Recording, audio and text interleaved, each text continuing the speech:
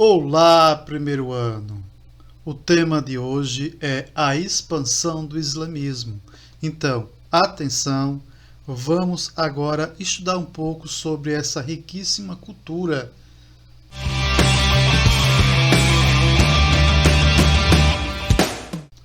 Maomé é considerado fundador do islamismo. Logo, ele nasceu em Meca por volta do ano 570. Durante grande parte de sua vida, ele se dedicou ao comércio, ou seja, a viajar nas caravanas das rotas comerciais da Península Arábica. Nesse período, ele dedicou-se ao comércio e, aos 25 anos, ele casa-se com a viúva Khadija, que vai lhe possibilitar a sua saída das rotas de viagem e ele passa a se dedicar mais à meditação e ao estudo. Estudo esse que ele havia já entrado em contato quando estava em suas viagens, principalmente quando ele manteve contato com a comunidade judaica, a comunidade cristã e a persa zoroatristas. Esse contato lhe possibilitou formar a base da religião muçulmana. Em 609, segundo a tradição muçulmana, Maomé estava em suas meditações nas montanhas, quando ele recebe a revelação do anjo Gabriel.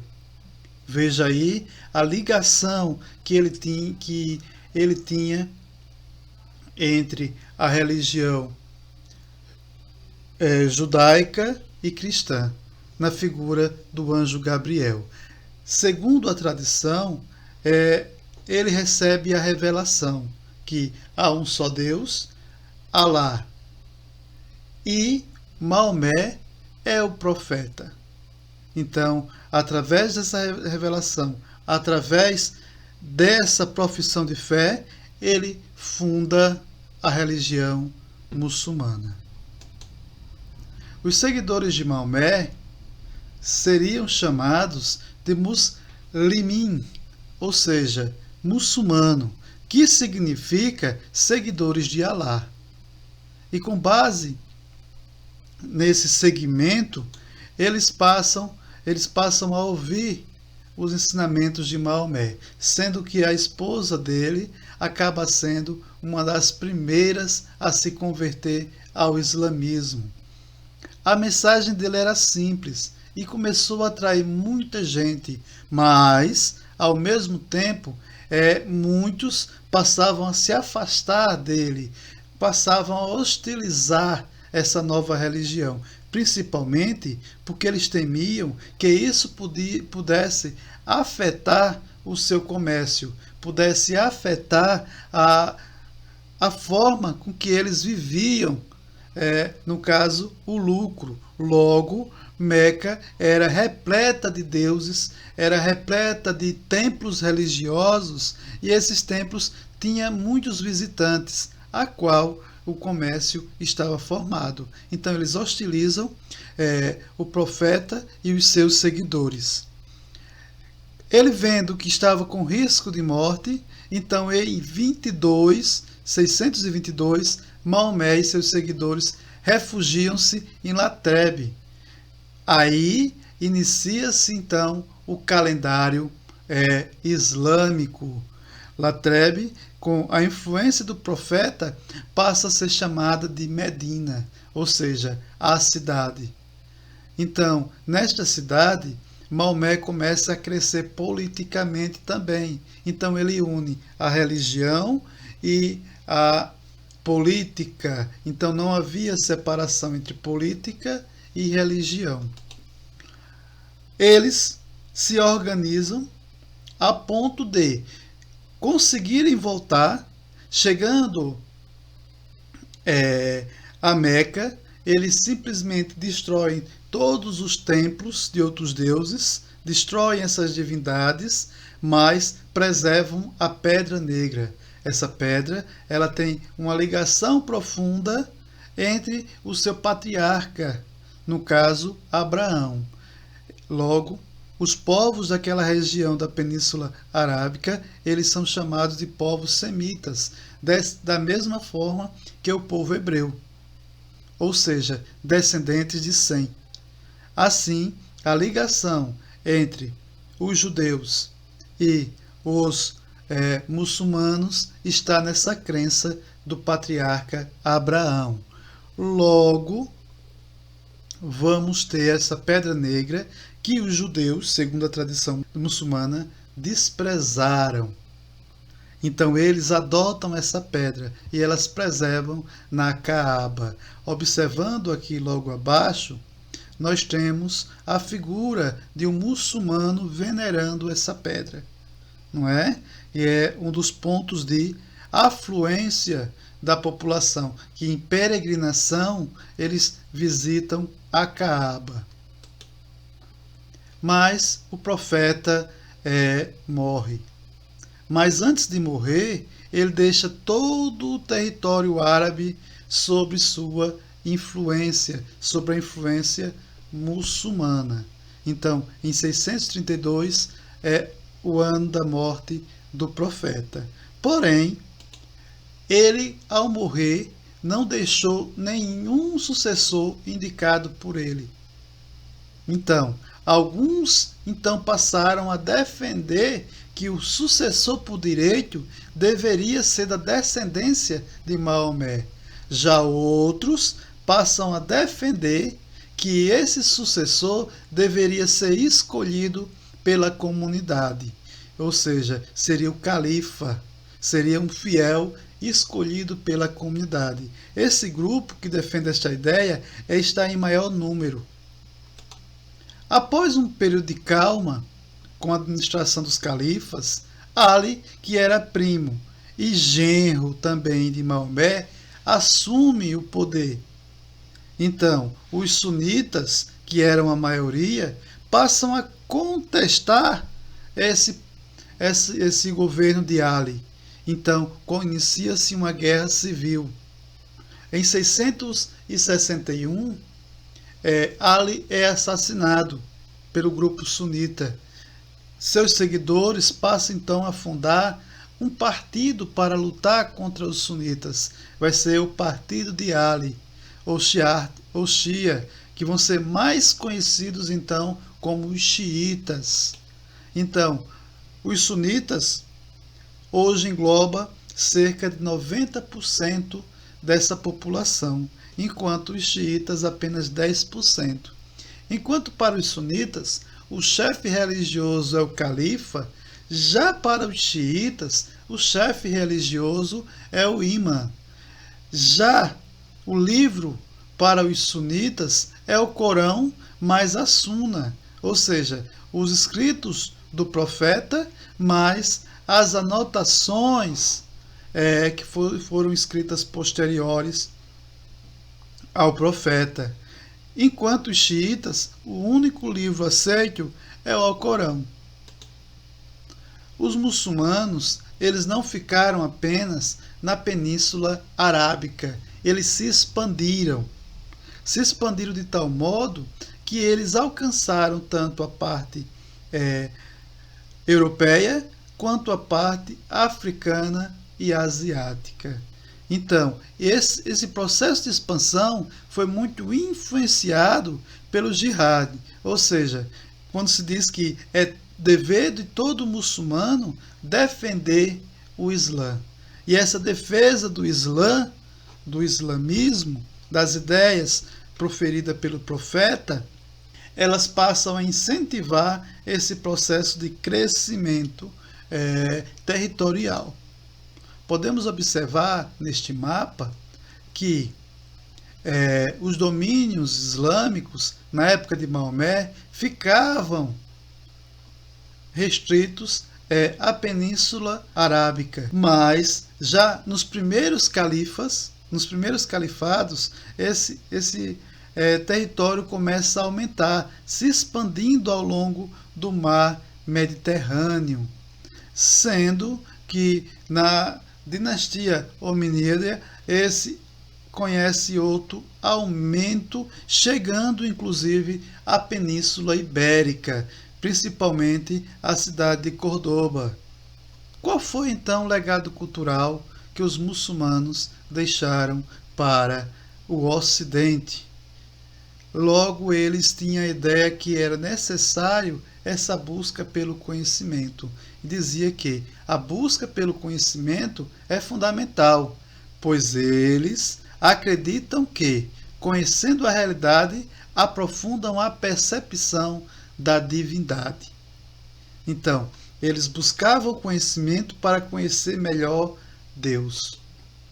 E no nosso dia a dia, aqui no Brasil, podemos, na nossa língua portuguesa, podemos encontrar algumas palavras que são cotidianas, mas que têm sua origem no árabe. Por exemplo, açougue, que significa mercado. Açúcar, grãos de areia, não é? O álcool, que é o pó de antimônio. A aldeia, que significa granja. Alface, alfaiate, o que costura. E assim outras palavras que no nosso dia a dia acabamos por utilizá-las cotidianamente. Isso é uma das influências, mas não a principal. Na literatura temos diversos contos, principalmente aqueles presentes no livro As Mil e Uma Noites. Entre estes contos, que vocês podem ter lido ou assistido em desenhos, em filmes, temos Aladim e a Lâmpada Maravilhosa, Ali Babá e os 40 Ladrões. Isso só para citar alguns dos contos presentes nessa grandiosa obra da literatura mundial. Na arquitetura, nós temos desde belíssimos jardins. Observem que as figuras geométricas são bem trabalhadas. Logo, eles tinham a tradição de que nenhum rosto, nenhum corpo, nenhum animal poderia ser representado. Então, para substituir essa questão de representação, eles desenvolveram e aprofundaram a questão da representação em figuras geométricas. Então, os jardins, os palácios, não é? Os vitrais, os tapetes, que tem influência persa, não é? Por isso é chamado tapete persa. Eles todos têm essa influência da cultura árabe. Mas a doutrina muçulmana, ela pode ser representada ou pode ser sintetizada em 5 pilares básicos, não é? O primeiro é o testemunho, é a profissão de fé, que há um só Deus, que é Alá, e Maomé é o seu profeta. Outro é o salat, ou seja, os 5 momentos em que devem ser pronunciadas orações ao longo do dia. É um momento de purificação espiritual, purificação corporal. O outro é o zakat, que é o quê? É a contribuição anual feita pelos fiéis. Essa contribuição, o destino principal dela é justamente socorrer aqueles que mais precisam. É a oferta, é a partilha. O Shawl, o Ramadã, aonde se abstém de carne, de beber, de manter relações sexuais, desde o nascer do sol até o pôr do sol. À noite é organizado um jantar em família. Isso no mês do Ramadã. Outro é o Hajj, ou seja, a peregrinação a Meca. Uma das características que apontam para isso é que todo o fiel que tiver condições para isso deve ir pelo menos uma vez na vida para a Meca. Então, aquele que tem condições de fazer essa viagem deve fazê-la. Então, agora vamos prestar atenção para as orientações para a nossa atividade. Na atividade, vocês deverão ir para a página 186. Chegando aqui na página, a questão 8, vai tratar sobre as contribuições dos árabes para a nossa cultura, para a cultura ocidental. Então, façam a leitura com atenção, busquem entender o que está na entrelinha para poder responder as 3 letras que estão solicitando. Na letra A, cite 2 influências dos árabes na cultura europeia. Na letra B, explique por que o Brasil recebeu influência da cultura árabe. Para isso, você tem que citar exemplos. Lembrando, é claro, que tivemos migrações árabes para o Brasil e que os árabes, eles, por um bom tempo de sua história, estiveram na Península Ibérica, não é? Na letra C, até mesmo o bom costume da limpeza pessoal, que muitos atribuem somente aos indígenas, deve um tributo aos árabes. Essa frase está no texto em cima, mas já que está no texto, a letra C está pedindo que vocês expliquem essa frase. Mas para vocês explicar, vocês têm que fazer a leitura de todo o texto e ter prestado atenção também no livro. Depois de responder o 8º, vocês vão pular o 9º e ir direto para o 10º, na página 188, aonde vocês vão fazer uma leitura de imagem, não é? Nos últimos anos, poderes executivo, legislativo, judiciário da Turquia vem debatendo sobre a aprovação de leis que proíbam as muçulmanas de usar véu nas universidades e nas escolas do país. Mas tentem também ir além do que o texto está pedindo, do que essa questão está pedindo. Repensem a situação da mulher árabe nos dias de hoje, lembrando que cada país tem suas leis, cada país tem seus costumes, não é? Tem uma interpretação conforme a corrente religiosa que esse país siga. Então, ao ler essas imagens, no caso esta daqui, não é? Leia a explicação da imagem ao lado, e esta outra imagem aqui, lendo a explicação da imagem, que vem com a tradução do que eles estão pedindo, e respondam a letra A e a letra B. Na letra A, ele pede para você descrever as fotografias, indicando principalmente as igualdades e as diferenças entre estas imagens. Letra B, na sua opinião, agora vamos pensar. Na sua opinião, então, busquem responder, esboçando, tirando do seu pensamento a sua opinião. O uso do véu é um assunto que deve ser regulamentado pelo Estado turco ou decidido pelas mulheres que vivem no país. As leis formuladas pelos políticos que devem determinar se as mulheres devem usar véu ou não, ou deve ser uma decisão pessoal de cada uma delas. Vocês escolham um desses lados e justifique a sua resposta. Então essa é a atividade. Em sala de aula estarei explicando melhor este tema e também buscando debater com vocês alguma dúvida que tenha ficado. Tchau!